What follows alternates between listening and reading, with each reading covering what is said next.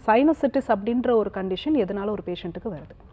சைனசைட்டிஸ்ன்ற ஒரு கண்டிஷன் வந்து சில பேர் எனக்கு சைனஸ் இருக்குது அப்படின்னு சொல்லுவாங்க. சைனஸ் அப்படின்றது நம்மளுடைய உடம்புல இருக்கக்கூடிய ஒரு அமைப்பு தான். அதை வந்து சைனசைட்டிஸ் அப்படின்றது தான் அதோட இன்ஃபெக்ஷன்ன்றது வந்து பேர். இப்போது சைனஸ் அப்படின்றதோட அமைப்பு நம்மளுடைய உடலில் எங்கே இருக்குது அப்படின்னு பார்த்தீங்கன்னா, நம்மளுடைய முகத்தில் வந்து 4 ஜோடிகள் வந்து இருக்குது. நம்மளுடைய சைனஸ் கேவிட்டிஸ்ன்றது வந்து கண்களை சுற்றி கண்களுக்கு மேல்புறமாக 2, கண்களுக்கு கீழ்ப்புறமாக 2, உள்புறமாக 2, அதே மாதிரி 2 கண்களுக்கும் நடுவில் 2.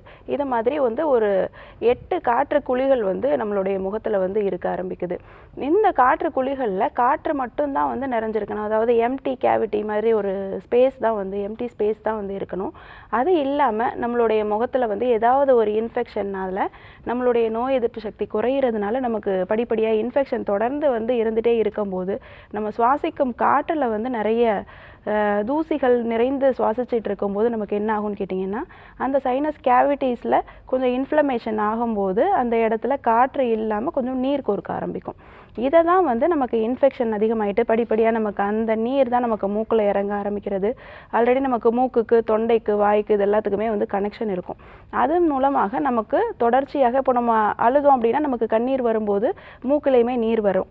அதே மாதிரி தான் நமக்கு சைனஸ் கேவிட்டிஸில் நீர் இருக்கும்போது கண்ணிலையும் நீர் வடிய ஆரம்பிக்கும், மூக்கிலையும் நீர் வடிய ஆரம்பிக்கும். சில பேருக்கு காதுலையுமே தொந்தரவு கொடுக்க ஆரம்பிக்கும், காது வலி வரும், காதில் வந்து அரிப்பு இருக்கும்.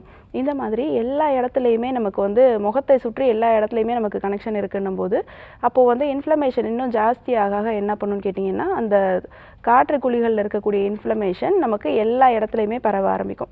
அதுதான் நமக்கு கண் எரிச்சல் வருது, கண்ணில் நீர் வடிகிறது, அதே மாதிரி தொண்டை கரகரப்பு வருது. தொண்டையில் இன்ஃப்ளமேஷன் இதே வந்து பரவுச்சு அப்படின்னா தொண்டையில் வந்து கரகரப்பு வருது.